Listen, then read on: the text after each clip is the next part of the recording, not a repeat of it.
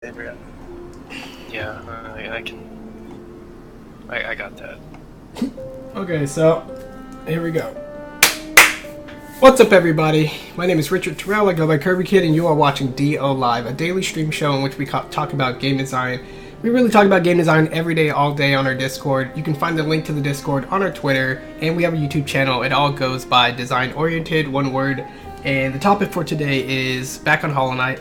I kind of wanted to go over its level design. I kind of want to talk about other aspects of the game, but really, even talking about what I don't like and even what I like about the level design takes quite a lot of effort moving around the map when I play the game, that it'd be kind of difficult to show you what I'm talking about. And I looked at a level map for this game, and it's just quite huge and all over the place. So I'm just going to skip right to this finishing topic, and then we never really have to talk about this game ever again on stream, which I'm sure is a good thing. So let me bring up the Twitch chat, and we'll take it from there. But one interesting thing that happened in the Discord is I was talking about this game. I'm like, yeah, you know, and I normally don't give games a score, but sometimes I use the number just to tell people sort of where I'm landing in a ballpark fashion. And I'm like, I think this game's a 7. Like, Hollow Knight feels like a strong 7. And from there, I'm like, well, let's see, what would it take for me to give this game a 10? And it's an interesting question because, you know, I'm not just giving games a low score, reserving a 10 for some magical game that changes my life. I think just about every game can get a 10 if it stays true itself and then just follows enough design tenets and executes properly on what it's trying to do. So I'm not measuring every game and every platformer up to Mario. I'm not measuring every fighting game up to Smash Brothers or Street Fighter. It's just, let's see what you got and let's see what happens. So we have Hollow Knight here. And let's see, go back to my file because I probably should make it to where I can actually see it going. And I had this comment in the Discord, and I was like, what would it take? So the first thing I said was, you know what? If they added more traversal points and save stations in the game, it would be a 7.3. So essentially, 0.3 points would be awarded to this game if it actually just made more of what it is accessible. So I have to travel less, worry about where I am less, worry about like going out of my way less to get to save stations, just to make sure that I don't lose too much and disorient myself, all that. Like, let's take a look at the map. How do I do this? I don't even know how to do this anymore. Okay, double tapping to bring up the map is so weird, but whatever. So let me see if I can bring up my cursor. You know, every one of these little excuse me, every one of these little bench icons is a save station. So there's one here, and there's one here, there's one here, and you see at the beginning of the game, you know, there's a few in like this column and this column and this column. It's pretty close together. That's cool. And then you see some sections you're like, whoa, you could pretty much go through this entire pink area without hitting a save station. And maybe I didn't discover them all, which is another problem, but I'm just lumping that all together. Like, oh, this is a huge area you have to travel through. And here's a save station, here's a save station. Like, okay, so I'm just gonna outline the area that's large right here that you can't easily travel to right there. That's huge. You have a travel station here, a travel station here, a travel station here. You see how it's on like the edges of the map? There's one up here for whatever weird reason. There's one here, and as you can see, as I do this big circle, you can see a travel station. There's these weird train thingies that allow you to travel, but it's just really just a long screen transition. It's really nothing special. There's a travel station here on the very edge. So accessing this middle area, there's one right here. There's one right here, but you got this huge area right here where you can't really get to quickly at all. So this requires just some huffing it, or hoofing it. I think that's the appropriate term. It's just too much. This game map is huge, and there's other issues with the game that kind of make it even harder to sort of orient and navigate and know where you're going. And sometimes you go to a place, and because you can do things out of order, it's just a bunch of dead ends, and that means the backtracking is just really irritating because it's not like, oh, I got a cool power up, let me go back and use it. It's like, I shouldn't have gone here in the first place, so now what am I going to do? I found myself turning off the game and turning it back on just to load back up at the save station just to save myself some time, and that's really just an issue, right? That's 0.3 points right there. The next thing that I said was if they gave you a functioning map like most games, it would be a 7 out of 7.8. So already just map or save stations and map features could have given this game 0.8 more points. Because really, you know, there's lots of interesting things that happen at various points, and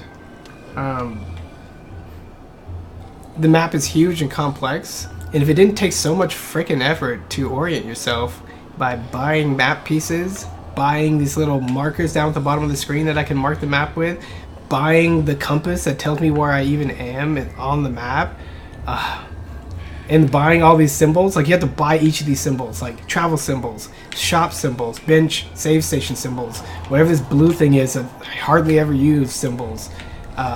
Everything has symbols, you have to buy them individually so they automatically get marked on your map. Like, why? It's just getting in the way of what I think the game does best, which is moving around, knowing where you're going, or knowing approximately where you need to go, and then killing things on your way to get to a decent boss, a decent or a cool boss. That's really what the game does well. So this map thing is a big deal, especially considering that this isn't really like a hub and spokes design like Metroid, where you're like, oh, a long vertical hallway with little rooms on the left and right, easy to orient. Like, it's like taking an elevator. This is like an anthill, an ant farm, which is like layers and layers and layers of crisscrossing and weaving and going up and down. It's just really, no, don't do this. No. So that's about it for the map.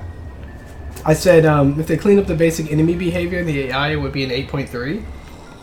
So that's a 0.5 chunk already taken away just for combat, basically, and how irritating the enemies are to fight, how the keep away enemies are a little too keep away, how their aims are a little too sharp, how the movement options you have to get around them are a little too limited until you get the final game unlocks, like the ability to dash through things invincible, which, oops, I can show you here. You know, you get this late in the game. You know, you get your double jump late, you get your wall jump somewhat early, and like somebody said in the one of the reviews they did, you know, the game really needs all these things to be decent, good, quote unquote, and they delay it and even fan them out and allow you to miss some of these. You know, like, what does that really say about your game, right? Just playing a gimped version of combat. If you look at Mario, you look at Zelda, you look at Mega Man, they're designed around a lot of your basic core abilities, so you don't need too many crazy things to enjoy how the battles are tuned and enjoy them to the fullest, right? But if there are unfair and cheap things until you get this, then that's just an unfair, cheap game experience. I don't think it's worth it. So there's a lot with I showed you how the AI, the enemies just like move back, and you can't even tell when it's appropriate to sort of dash on top of them, and just moving around and how much they lunge and how cheap some of their attacks are. It's just like, okay, well, this could be tuned better. That's 0.5, because you do a lot of this in the game, especially considering all the extra exploring and backtracking you do. If the combat were better, that would just be a huge supporting layer on the entire game experience. I said if there was more variety to moving around its huge world, smaller world, or less cryptic stuff, it could have been a 9. So that's 0.7. Before I said more travel points and save stations, and now this is more variety to moving around its huge world. So I think that mostly involves how you traverse. So like, oh, does he get a speed increase? Is that analog? How did he just move faster? What happened? What is that?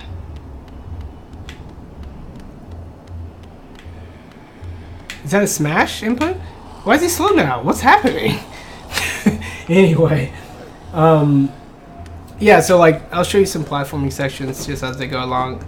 Moving around this world is kind of saming from the very beginning. It's just like basic platforms and enemies that just do whatever.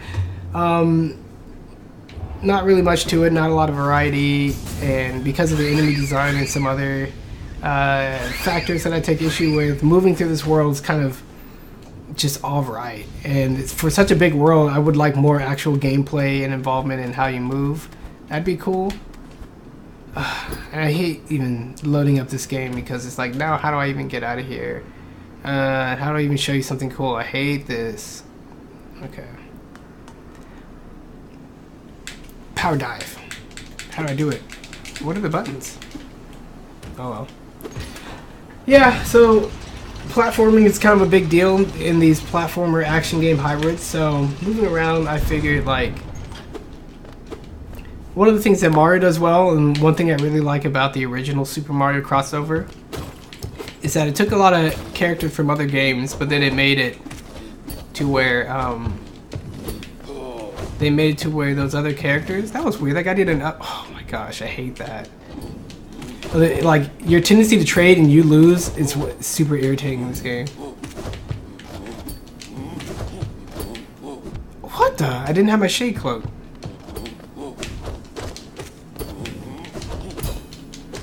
Yeah. So, what was I gonna say?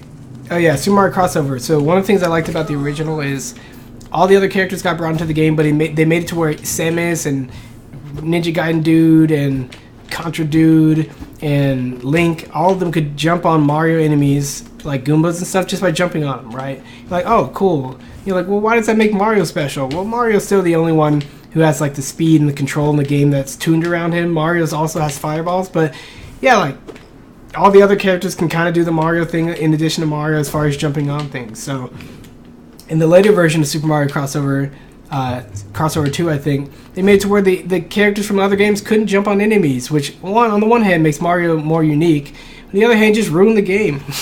Like the game is designed around Mario jumping off of things. Everything is designed around that. So you take that away, and then you like just don't have a clear and important movement / interplay system in engaging with the world.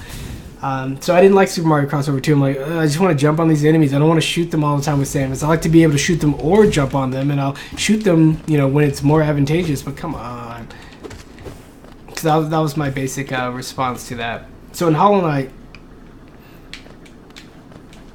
I feel like the way you engage in enemies is kind of limited, kind of like playing Super Mario Crossover 2. You're like, I kind of need more abilities to deal with these really annoying guys and these silly guys, and they're like, nope, you don't get them. I'm like, oh, okay. And so in Super Mario Crossover, the other enemies, they didn't have nearly as fun of a time platforming. It's not even about dealing with enemies. It's about like how can you meaningfully move throughout the space without having to go, oh no, it's an enemy, I better watch out. I better watch out, because I can't jump on them. Better back up and shoot. And that's not even how those characters play in their original games. You're like, so I think Mario Crossover 1's better, and I think you can kind of use that as a basic example for understanding that this gameplay in this world needs a little bit more interesting ways to move. You have stuff like this, which in the early game, you know, you get over here and you get your power up and you move on with your life. So the next point, so there's a lot of, so point 2, from a 9 to a 9.2, they fixed up a lot of elements of visual design. So like this being covered up by your character like this is not that big of a deal. Like, especially in this cave where it's only this platforming challenge up here and everything else is just kind of like decoration. But there's so many elements in this game that just visually clutter everything and like junk up the space. So let's just take a look at it. Okay, so right here, I'm behind the thing, right? That's annoying. Do as feel a little as that's possible. Like I'm behind the plant, kind of immersive, whatever. I can cut it at least, and now it clears up the area. That's fine. What? Didn't even see that. So that's another thing. So like a lot of these areas are like monochromatic almost. This nice bright orange is a nice contrasting color, but a lot of areas don't have a lot of contrasting colors. So I just walked into that spike and I was like looking straight at it, but because, you know, stuff like this, I was like, oh, you see something spiking off the ground, just kind of walk through it, look, move your eyes elsewhere, think about other things, and look, these spikes right here don't hurt me, and I can even pass behind them, so you're like, oh, okay. And then as soon as they just walk you, oh, these are a little sharper, you touch them from the side, you get killed, you're like, are you serious? It's just very inconsistent, and the game's riddled with stuff like that. Just kind of like art for art's sake. and then it actually gets in the way of the interactivity and the gameplay or whatever. However you want to. Oh, it's a jerk. Oh, yeah, so let me see if I can find a couple other visual examples. Jerks like this. Jerks like that. He's gonna explode. So, explosions in this game and hit sparks. Look at this. Oh, I just killed him. Oh, that's so lame. How could I hit you and still... Oh my gosh, I almost died. So, like, I hit enemies, and, like, I hit him first. So, he should have been pushed back immediately, and then their bodies just still hurt you. That's just another weird thing about combat. I'm like, you could tune that better. Tune it like Shovel Knight. Like, make it to where I have the advantage. Because I actually had the advantage. Let me see if I can...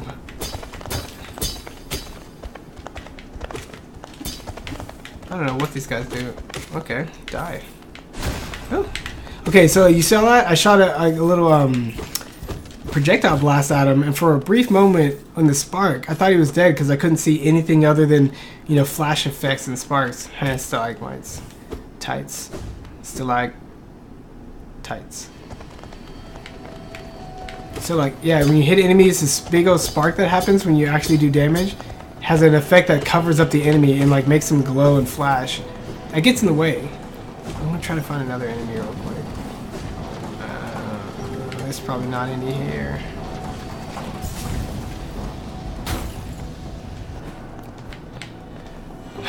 So I say all the time with feedback and hit sparks, like you gotta be really careful with your hit sparks. It's supposed to enhance the feel and the communication and not just be like a spectacle in and of themselves.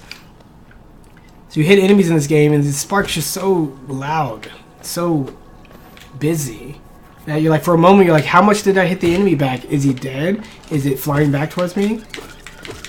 That little flash where he turns orange and just blends into basically the background, that's not good. Fix that junk. Flash. You see, I killed him in one hit, but you saw like right when I hit him, it was like a huge orange spark. He could have been alive. He could have been preparing his next attack. And because of this game, when you hit things, they don't interrupt, so they just keep going with whatever they're doing. You're like, I don't want to not be able to see what the frick's happening. And that guy just explodes because he's fun. So that's a visual design issue. It's just a 0.2 increase, but like it's throughout the entire game. Oh, explode! Ah! Okay, he's going over there. Explode. Oh, where is he? And he exploded off screen. Next one, if they would redesign the "Go Get Your Souls When You Die" thing into something that is more, what is it? Oh, I'm getting attacked because I'm reading. Into something that works for the overall flow of the gameplay, it'd be a 9.5. So that's 0.3. Oh, okay, you want to try to kill me? That's 0.3 points added to the game for this "Go Get Your Souls When You Die" thing. I don't like it.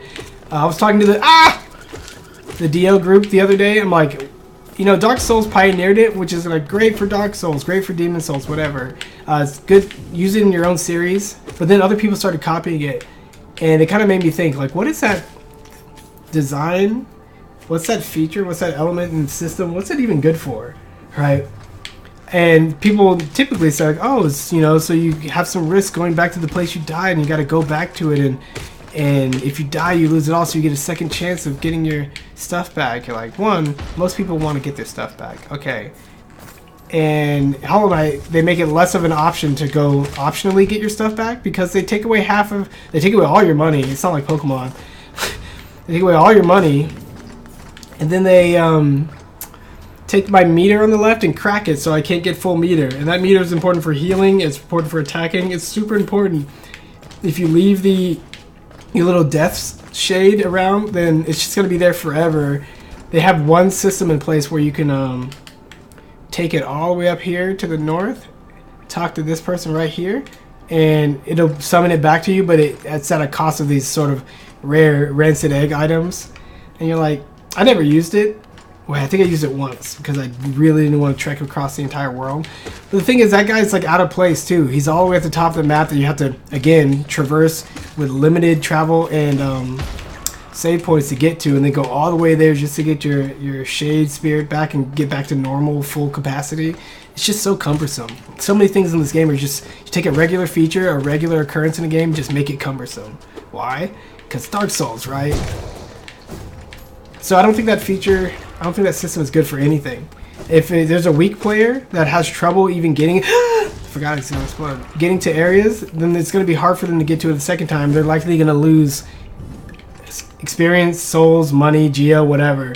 If it's an experienced player, they're just playing and they just died, they're going to get back there no problem, and then it's really very little risk at all, right? So, ooh, double secret passage. What is this? Where'd you go? Cool. No, that's not cool. I already sprouted that. So it's kind of the same thing that happened with Shovel Knight. Like, oh, look at this system. Well, Shovel Knight's a linear game. You're going to go back to that spot unless you just want to exit the level and take one of the few opportunities there are to do another, go after another night when they branch like 2 points during the game. Like, go ahead. Okay. Give me stuff. Give me stuff. Oh, that's it? That's fine. So, if it's a linear game, it doesn't make a lot of sense. You know, just use checkpoints, just use your save systems that you already have, and just play a game like Mega Man, like play it normal.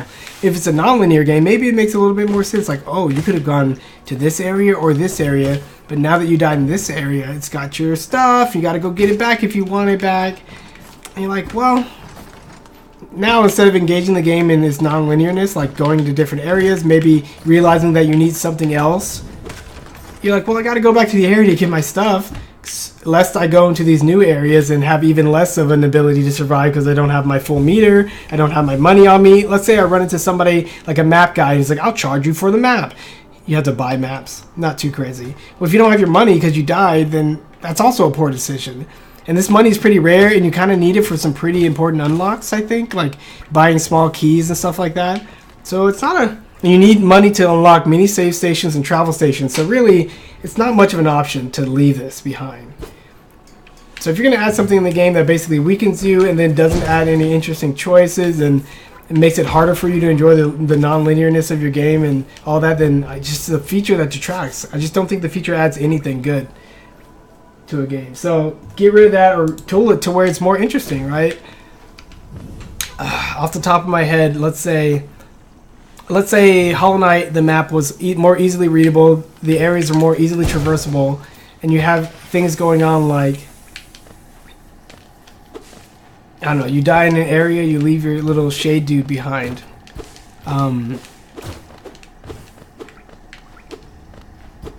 What if that little dude became somewhat of an anchor point for like a teleportation, right?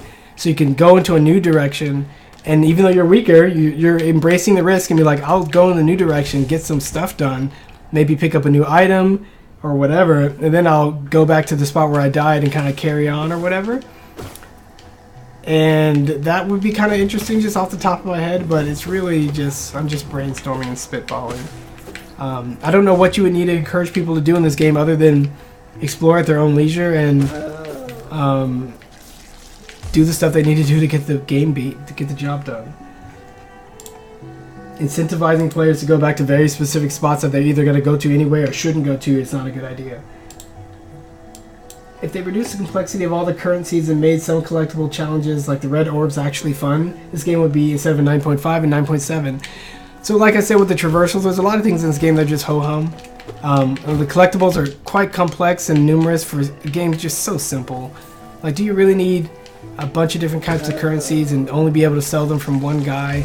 Do you really need, like... Where's my menu? So we have mask shards for giving you more health if you collect these. These are very rare compared to Zelda, very rare. Soul vessels, which are kind of rare. You can collect these dream nail spirit thingies, essence. You can collect these different attacks, which is cool. It's very like Link to the Past where you get your 3 Quake Ether, boom boom. You can upgrade this. That's not really a currency. You got these abilities that you gain, secret techniques. I think I'm still missing one technique. You get these upgrades that go along. This is its own currency, rancid eggs. You spend it on just the guy who brings back your shade cloak. These simple keys, which are not on my menu right now, are their own kind of important thing you gotta collect and spend money on. These are items that you can sell for money, and apparently, so the cool thing about this is when you die, you never lose these. So it's kind of like a way of ensuring that you have money, because if you just carry these on you at all times, you can at least sell them back and get money no matter if you lost all your money because you died or whatever. But it's kind of cumbersome again, just like the getting your souls back guy using these rancid eggs. It's kind of cumbersome going all the way back and selling these one by one to the guy. You got your charms, not quite a currency. You got your enemy thingy. Okay, so you got collectibles, and money, and then some weird collectibles over here. So I think I would say for a game this simple, you don't need all these strange collectibles. You gotta be very careful not to turn yourself into a Donkey Kong 64 and have just multicolored things all over the place that you can only get in certain situations and in certain levels with certain characters or whatever. I feel like the dream essences, you get them from like purifying dead souls, so to speak. Probably should have saved it because I wanted to stay in the Coliseum. Oh well. Purifying dead souls. And you sometimes get it from randomly killing an enemy. And you get it from finding these trees and jumping around and collecting these red orbs. And there's only one person that takes that as a currency. And that's kind of like, okay, I need to do this just for you. And there's kind of a lot of that in this game. And I figured for a game this simple, you kind of don't need all that. But Geo is, your money is the only thing that actually drops when you die. All the other stuff is permanent. And then I said the main traversal upgrades were more unique and interesting in combat. So your double jump, your wall jump, wall cling too. This dash thingy, I don't think it has like no hitbox, so like this is not an attack.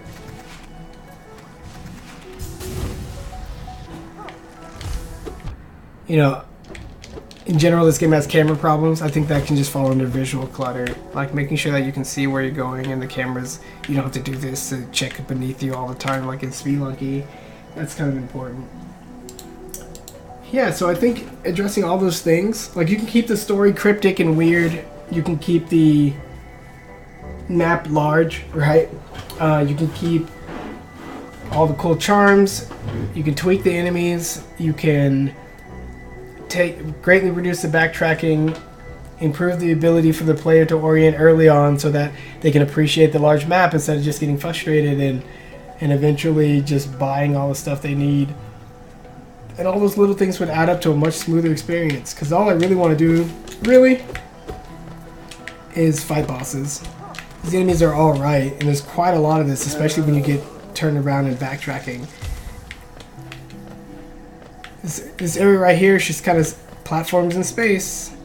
Platforms in space, not really much of a platformer. Very basic, very simple. And there's a lot of it because this game's so big, so...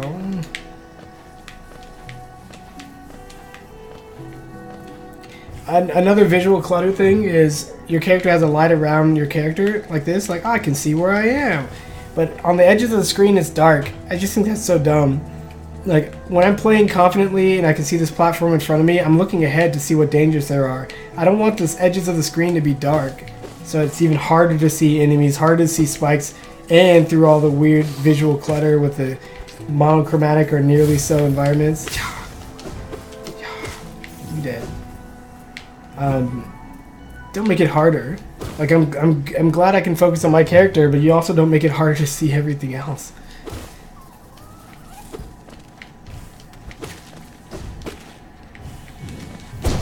Cutting these things in the background just kind of gets irritating.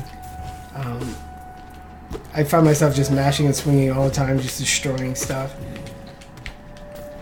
It does absolutely nothing for the gameplay. It's just kind of a neat visual effect, but it's just like everywhere, just constantly destroying stuff.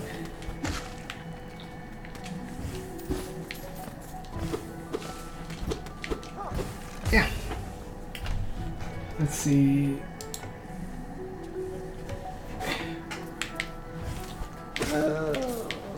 I mean,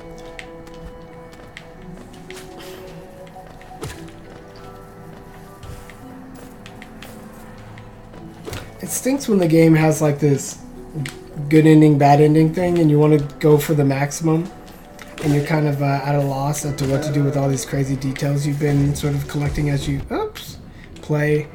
I don't know how smooth it is to sort of go from the late game to the full end game, and again, how much crisscrossing and backtracking that kind of forces you to do. Oh no, it's a jerk.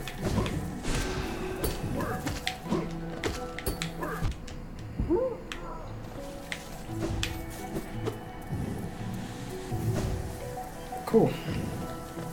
So that's it for my Hollow Knight reflections. That was something I wrote a long time ago before maybe it was just after I beat the game or before I beat the game. I played it a little bit more after beating it, so, you know, just me on stream like this. Not sure what else to say. What else bugged me?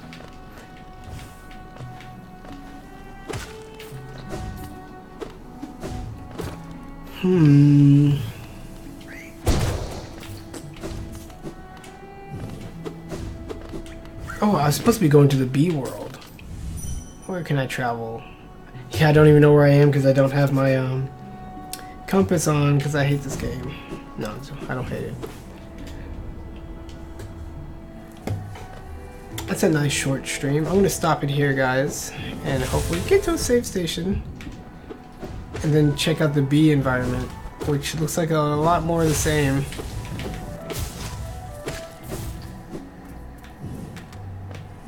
Where's my save? I'm so lost.